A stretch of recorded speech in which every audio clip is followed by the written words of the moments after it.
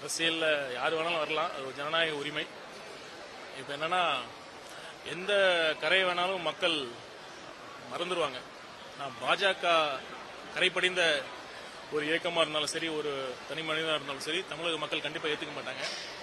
பாஜக பல விதங்களை முயற்சி பண்ணி தமிழகத்தில் தொடர் தோல்வினால திருப்பி இன்னொரு முயற்சி எடுத்திருக்காங்க.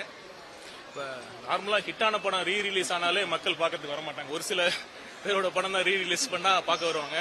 ஏற்கனவே பல முறை ஃபிளாப் ஆன படத்தை திருப்பி வேற பேரை ரீ ரிலீஸ் பண்ணா அது எப்படி எடுபடும் தெரியல. கண்டிப்பா தோல்வி நிச்சயம் தான் பாஜக.